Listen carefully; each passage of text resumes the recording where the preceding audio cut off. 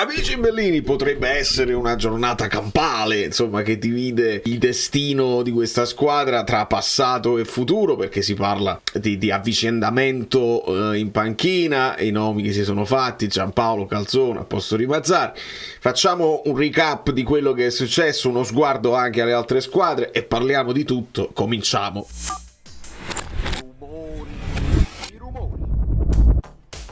Allora, diamo il benvenuto a Giuseppe Benetato, quindi benvenuto e benvenuti a tutti i nuovi iscritti. Iscrivetevi al canale con fiducia perché noi siamo sul pezzo e cerchiamo di resistere a questo sperpetuo. La parola sperpetuo che ho utilizzato però al femminile nel video reaction di ieri, perché? Perché ho cercato, secondo me questa era proprio la parola per questa stagione, e scopro che, vedete, cioè cercandolo su Google esce sperpetua, disdetta, iattura, scalogna, parole lamentose e di cattivo augurio. Che significa sperpetuo? Mai sentito prima di questa ricerca. La sperpetua è la scalogna. Niccolò Tommaseo ne dà questa definizione: un lamentio che piange uggiosamente il male passato e presente e che piangendo quasi chiama il male a venire. Sperpetua, dal latino lux perpetua, luce perpetua, parole del requiem solitamente associate all'idea della morte del camposanto, disgrazia, sfortuna, soprattutto in quanto sia abituale o continua. Avere la sperpetua, gli entrate in casa la sperpetua. Insomma, questo per dire che non commenterò le parole di Mazzarri del post partita. Mi rifiuto categoricamente di rianalizzare parole che sanno di resa, proprio, cioè è proprio la conferma, l'attaccarsi a delle cose. Veramente non lo voglio fare più, perché poi mi sembra di accanirmi contro un personaggio che, ripeto, mi fa tenerezza. E adesso, insomma, io ve l'ho fatto vedere anche nel video di ieri, e adesso si parla anche di avvicendamento, quando secondo me allora è semplice la cosa, però ne parliamo dopo. Vediamo un attimo che è successo, perché mentre sto facendo questo video la Roma è in campo e sta vincendo 2-0 contro il Frosinone. Siamo all'80°, quindi anche la Roma ha vinto. E velocemente, ovviamente bisognerebbe aspettare la partita del Milan contro il Monza, però non credo che si possa fare peggio dello 0,05 di minimo XG. L'Inter 4,49 non male, ma fa meglio ancora l'Atalanta, fa 5,01 di XG. E insomma, la classifica purtroppo parla chiarissimo, perché non solo aveva vinto il Torino e che quindi ci affianca in classifica, la Juventus stecca ancora, però l'Atalanta no, il Bologna no, e quindi il Napoli ha recuperato un punto sulla Lazio, che continua a stentare. Ecco perché con la Lazio dovevi assolutamente, io l'avrei accettato il pareggio col Milan, ma la Lazio la dovevi battere. La Fiorentina anche stecca, la cura Nicola, perché poi se dobbiamo parlare di allenatori, esistono allenatori belli tosti. Nicola è un osso duro che dà un cambio di rotta a squadre disperate. Sarebbe bello vederlo anche in una situazione non disperata qualche volta, ma questa è la situazione che ci porta a questa classifica. Guardate dove stiamo, è proprio in questo momento loro ci portano avanti al Torino perché abbiamo una vittoria in più, però noi sappiamo che con lo scontro diretto del Torino abbiamo perso, quindi dobbiamo ribaltare. Abbiamo preso pure troppi gol, veramente avvilente stare laggiù. Ma noi l'avevamo detto prima, quando ci dicevano che vabbè, ma quello sono 2 punti. Sì, sono 2 punti, ma sono troppe squadre, e quindi quando uno lo sa prima ci rimane anche meno male se le cose non cambiano, e quindi la situazione è questa qui. Volevo farvi vedere un paio di screenshot in ordine sparso, ovviamente, e questo è il primo che vi ho fatto vedere anche nella reaction. Proprio qua è proprio la tenerezza, qua veramente lo abbraccio, senza nemmeno fare ironia.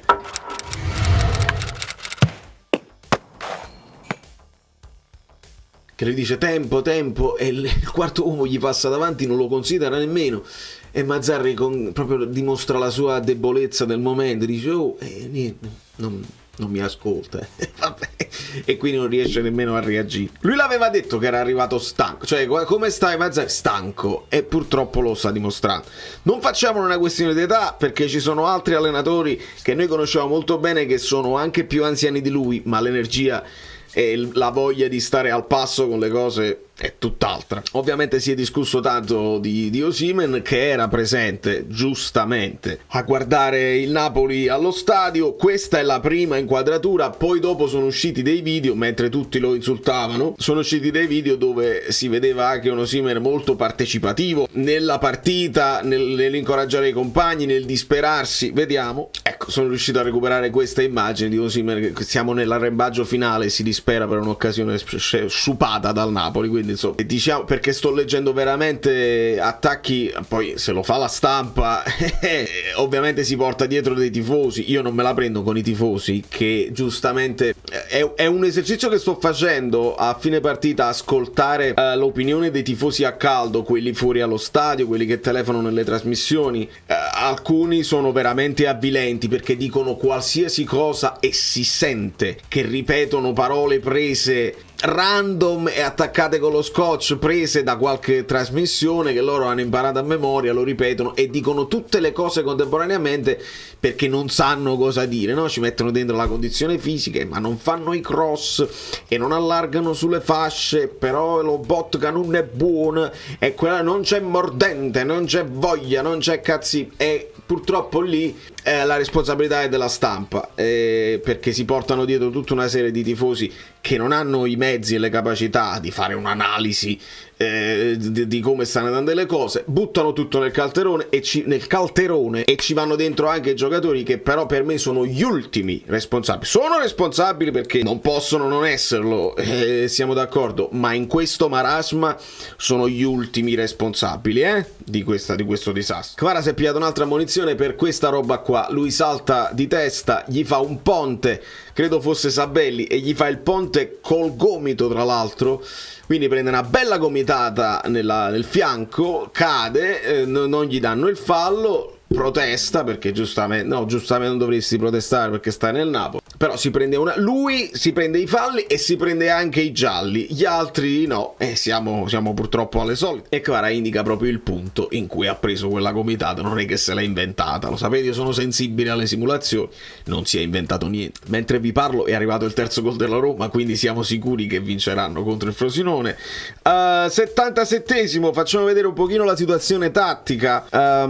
In possesso di palla c'è Nathan e vediamo questo 3-1 finale con Kvara, Ngonge che finisce sotto punta e Lindstrom a destra. Giusto, nel senso che quando entra Lindstrom deve giustamente avere la libertà di spostarsi un po' su una fascia, un po' sull'altra, alternarsi, e quindi se va sulla sinistra Lindstrom, Kvara può venire al centro, se va sulla destra, e molto spesso è andato sulla destra in questi scampoli di finale di partita, Ngonge che è finito sotto punta. Ngonge ce l'ha l'istinto di fare la seconda punta, di essere molto più vicino all'area rispetto a un Politano che preferisce stare sempre più largo per accentrarsi, ma con il pallone Ngonge lo fa di istinto, e secondo Gonghe, come volete, e secondo Cajuste, Cagiasti, quindi come vogliamo. E il gol che fa il belga è proprio perché distinto lui resta centrale, si allarga Di Lorenzo e resta lui centrale, quindi questa situazione qua secondo me va tenuta presente,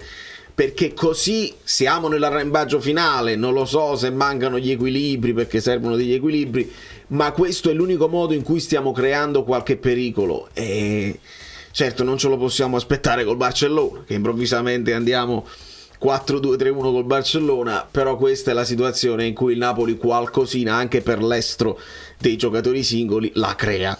Sempre per la saga di povero Kvara, e mi sto quasi per iscrivere al partito per il suo bene, per vedere esplodere il suo talento e vedergli fare cose sempre più grandi. Devi lasciarci Kvicha, io lo vorrei a vita, lo vorrei capitano del futuro. La numero 10 non gliela voglio dare, ma voglio che il 77 diventi un numero iconico che venga imitato dai giovani del futuro.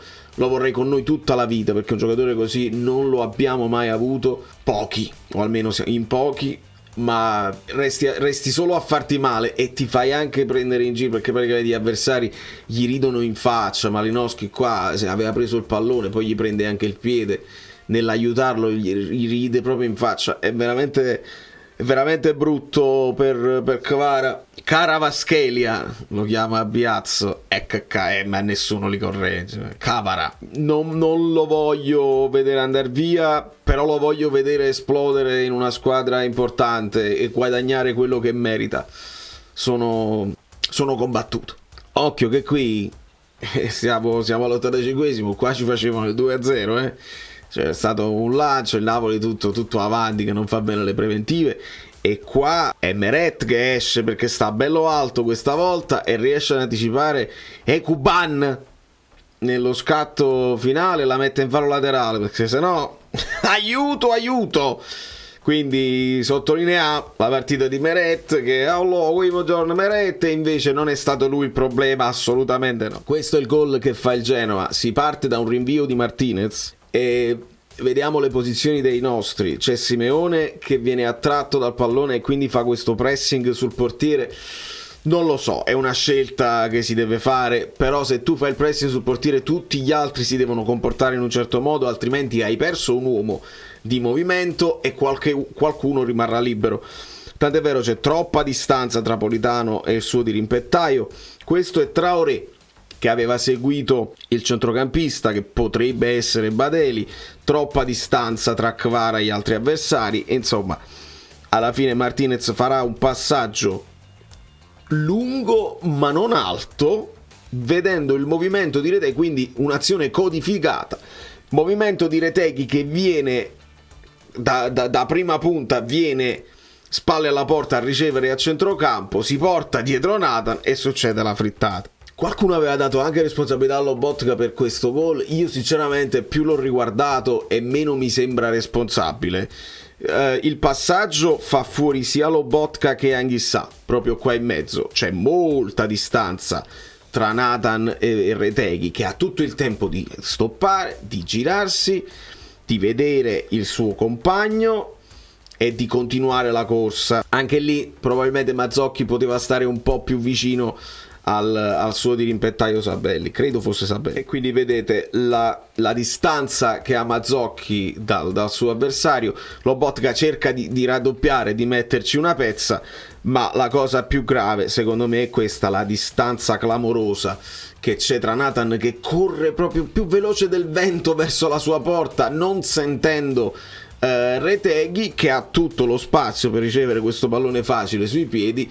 Poi avanzerà Nathan, ci metterà il piedino, ecco qua già è successo il piedino di Nathan che stoppa Retegui, ma il pallone va in avanti. E qua, visto che Lobotka stava in mezzo a 3-4 di loro, quello che devo sottolineare, che secondo me è un po' in ritardo, è Anghissà, che arriva a Frendup a tutta velocità, e Anghissà doveva sentirlo molto prima probabilmente. Mi si chiedeva anche la posizione di Meret. Onestamente mi sembra perfettamente al centro della porta.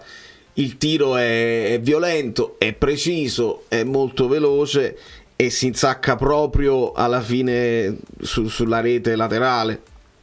Sarà questa la traiettoria, i potenti mezzi, sarà questa la traiettoria del tiro, e Meret si lancerà, ma non ci può, secondo me non ci poteva fare niente su questo. Ma perché è entrato Nathan, mi si chiederà. Per un pochino ci ha detto Mazzarri perché Ostigar era stato ammonito, ma credo anche che la prestazione di Ostigar non avesse convinto Mazzarri al 100%. Al sesto minuto cross dalla sinistra e Retegui svetta con Ostigar che non riesce proprio a saltare.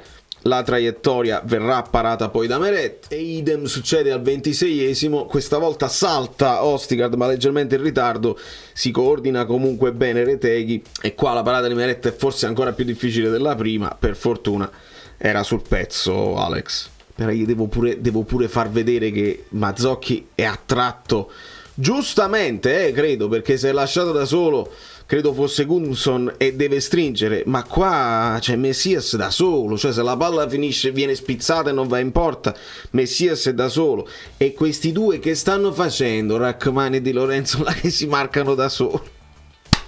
Aiutatemi! Il pareggio del Napoli si sviluppa con Kvara, che ha un terzino accanto a lui col piede giusto perché qualcuno me lo faceva notare e sono d'accordo. Mentre io vi dicevo in reaction che Mazzocchi benino perché è vivace, ci mette tutta quella come caratteristiche, risulterà sempre sul pezzo Mazzocchi, però con il piede invertito, con Kvara a piede invertito non funziona benissimo.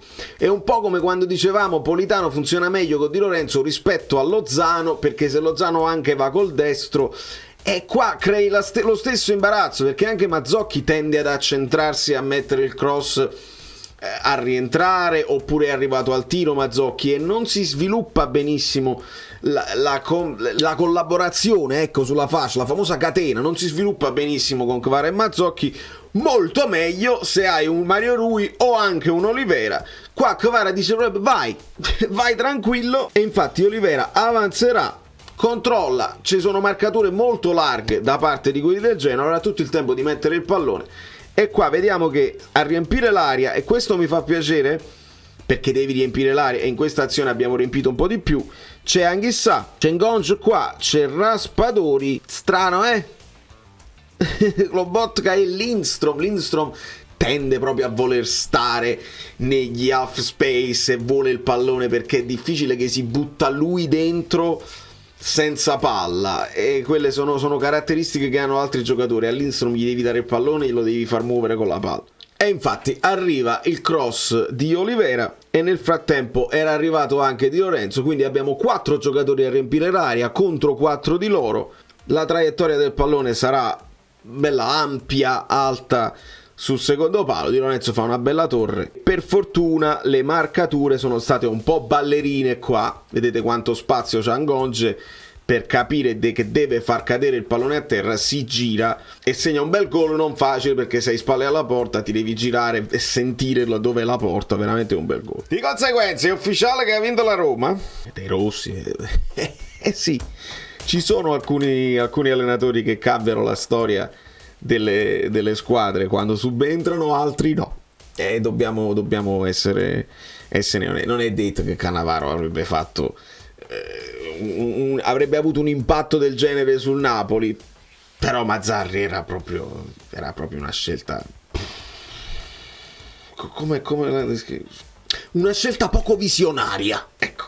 Ma la Roma c'è una partita in più, lo so lo so.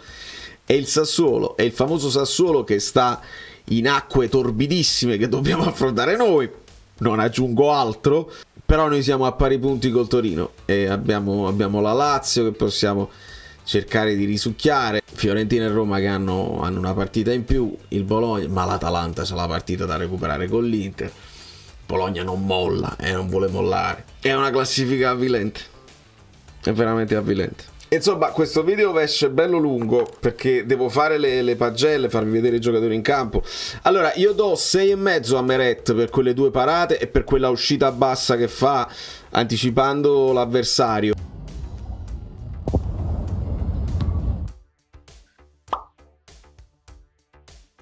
Bene che sia rientrato dopo alcune prestazioni anche convincenti di Gollini, bene che sia rientrato bene anche lui. Quindi non è lui il problema del Napoli, onestamente. Di Lorenzo gli do 6 perché riesce a fare l'assist alla fine, però non è una prestazione secondo me sufficiente. Ancora una volta lo ripetiamo, ma per il beneficio di quelli che si affacciano sul canale la prima volta, alle volte mi devo ripetere perché sono persone nuove che non mi conoscono. Non è un attacco a Di Lorenzo. Di Lorenzo deve riposare assolutamente. Hai Mazzocchi che è bello in forma, lo puoi mettere, lo devi mettere a destra, c'hai 2 terzi, adesso lo devi fare per forza perché Di Lorenzo sarà squalificato, ma giocherà sicuramente con il Barcellona.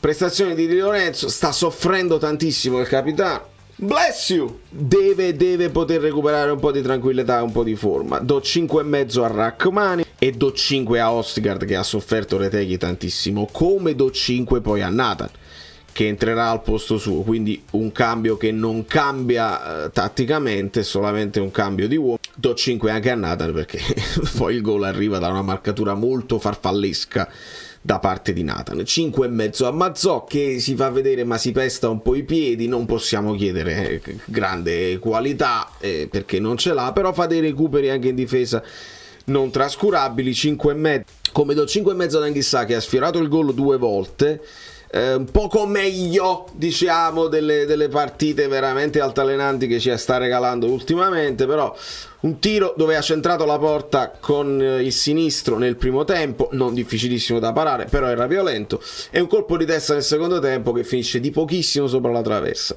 Poi Mazzarri gli chiede di stare molto alto, di riempire l'aria, non è proprio il ruolo suo, però con generosità sta cercando di farlo, generosità che non manca a Lobotka, a cui do 6, che è un 6 meno. Non gli do la colpa del gol preso, però anche lui dovrebbe poter riposare almeno una volta. Hai Caiuste, hai Caggiasti, ne hai 2 perché non hai più Demme, però Dendonker, cioè anche lì dovremmo capire prima o poi.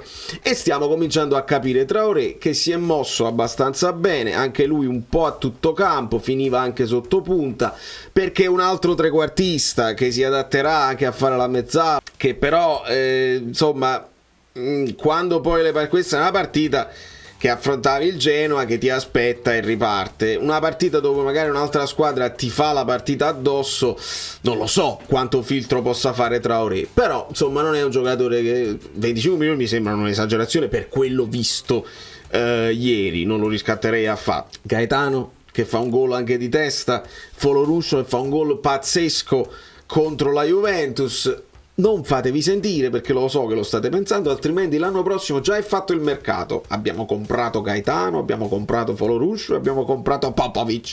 È già fatto il mercato, l'avevamo già fatto, visionario. No, temo che servirà qualcosa di più, perché poi questi giocatori in alcune realtà si esaltano e sono i più bravi di tutti. Nella realtà Napoli bisogna sempre vedere. Quindi do 6 di incoraggiamento a Traoré, do 5 a Politano, onestamente il sole negli occhi, tutto quello che volete voi, ma inconsistente.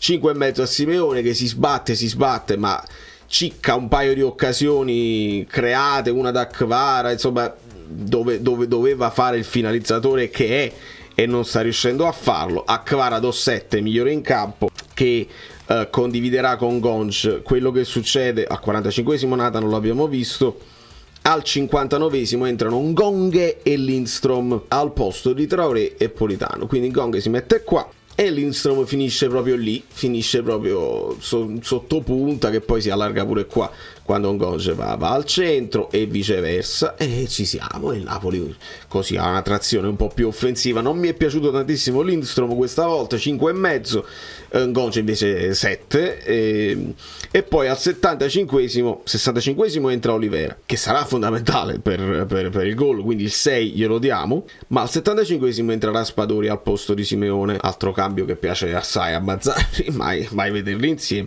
5,5 per Raspadori. Tanto lavoro di sacrificio ma poca roba poi in aria.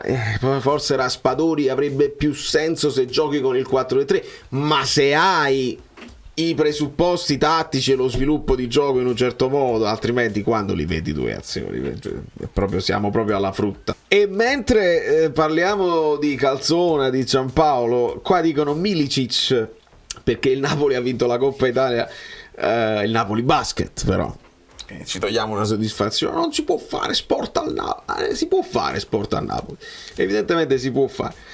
E per chiudere in breve la situazione di Calzona, allora, quando leggo Giampaolo, non è perché magari l'allenatore avrebbe anche una sua dignità di allenatore di campo che sviluppa, studia e ha delle idee, ma al di là del suo curriculum finale, che anche lui è uscito parecchio dai radar di quelli che lavorano abitualmente, e quella mezza occasione che ha avuto con il Milan è andata malissimo, certamente non lo puoi chiamare in corsa. Giampaolo è uno di quelli che, se lo vuoi chiamare, se ti convince, gli devi fare il contratto lungo, lo devi proteggere come hai fatto con Sarri all'epoca, perché vedete che all'epoca De Laurentiis la ebbe l'intuizione, dopo aver cercato Mihajlovic, capitò Sarri, perché non era la prima scelta, capitò Sarri, ma poi l'intuizione buona De Laurentiis la ebbe quando disse no, io ci credo in questo qua. Cominciammo male, poi si dovette aggiustare anche il modulo, perché Sarri voleva utilizzare il trequartisti, Insigne non esiste proprio, gioco solo qua, però ebbe l'intuizione di proteggerlo, di blindarlo e di dire a tutti: ragazzi, questo è, fatevelo piacere voi giocatori, fatevelo piacere voi della stampa, e poi si è fatto quello che si è fatto. Con Giampaolo dovresti fare la stessa storia, certo non lo puoi mettere in corso d'opera in una squadra disastrata, e quando ce l'ha il tempo di insegnare i suoi principi, che buoni o cattivi deve avere il tempo di insegnarli, quindi non avrebbe alcun senso Giampaolo adesso in corsa, specialmente a un giorno, 2 giorni dalla partita con Barcellona. Diverso sarebbe la questione Calzona, perché e Calzona, ecco lì il profilo mi piace perché è un uomo non giovanissimo, che secondo me va visto a livello di comunicazione, non ne ho idea, però credo che possa essere un allenatore credibile per i giocatori, può essere credibile per la piazza perché ha lavorato con Sarri, ha lavorato con Spalletti, è un allenatore che, avendo poi avuto l'incarico di una nazionale come la Slovacchia, sa probabilmente anche, avrà capito anche come lavorare con dei gruppi messi insieme all'improvviso con le convocazioni, senza tanto tempo per sviluppare le sue idee, li devi mettere insieme e devi fare delle cose. Quindi come profilo, se lui accettasse, se lui effettivamente vuole prendere questo impegno, poi c'è da convincere la federazione slovacca. Immaginate in che casini si va a impelagare De Laurentiis, che già dirà ma questa federazione del cazzo, perché la Slovacchia deve fare le amichevoli, si portano via il mio allenatore, io lo pago. Vedete che ci sono delle difficoltà. Però senza andare a scavare le cose romantiche, si porta anche Hamsik come collaboratore, adesso saranno presenti alla partita col Barcellona, probabilmente sarebbero stati presenti a prescindere dalle voci adesso che si parla, perché i figli di Hamsik credo che siano tifosi anche del Barcellona oltre che del Napoli, e Calzona già aveva chiesto, ci fanno sapere, parrebbe, già aveva chiesto l'accredito 10 giorni fa. Quindi potrebbero essere presenti allo stadio. Quindi c'è da capire. Io credo che Mazzarri, per un fatto di tenerezza, ma anche per la natura della partita, l'andata almeno col Barcellona se la deve fare, perché puoi fare la partita che hai fatto con la Fiorentina, onestamente, e ti può andare anche bene, perché il Barcellona, abbiamo visto che è il Barcellona più scarso degli ultimi 20 anni, anche il Napoli più scarso degli ultimi 20 anni probabilmente, non come rosa, ma come sta andando la stagione. Però Mazzarri gli brillavano gli occhi quando ha parlato del Barcellona, dice almeno il Barcellona non si chiuderà, non metterà il tram davanti alla porta, verrà ad attaccarci, e acquolina in bocca per Mazzarri, vuol dire che posso aspettare un pochino, belli compatti.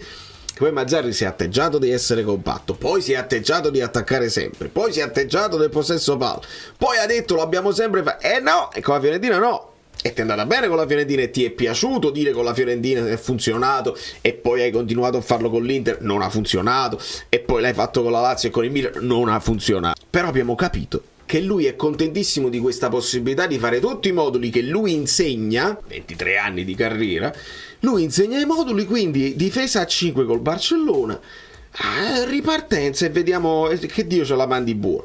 Deve farlo Mazzarri, perché se chiami un nuovo allenatore un giorno è capace che mandi ancora più in confusione i giocatori, è autogestione totale, già adesso ci dobbiamo affidare al talento dei singoli, sarebbe assurdo farlo adesso. Lo dovevi fare prima, lo dovevi pensare prima, molto prima, e aggiungere un altro errore, un altro allenatore a libro paga, insomma è veramente un macello. Però questa squadra deve avere anche una dignità, dentro e fuori dal campo, e nel campo male, perché male, lo stiamo vedendo male, fuori dal campo quando poi c'è da parlare ai microfoni ancora peggio, perché il Napoli sì ha creato qualcosina, qualche tiro in più del Genoa, però non mi venire a dire quello che hai detto, e non ne voglio parlare, ma si perde dignità perché Mazzarri ci rappresenta come squadra in questo momento, e non posso accettare di ascoltare ancora quelle cose. È meglio che non la fanno la conferenza, no, è meglio farla la conferenza, ma farla meglio,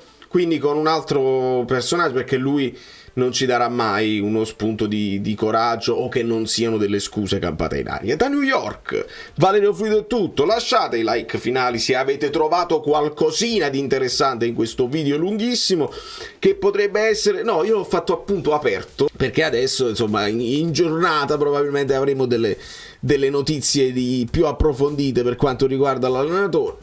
continuo a pensare che sarebbe più logico fargli fare questa a Mazzarri e poi fa il cambio, perché non ci sono proprio i tempi tecnici.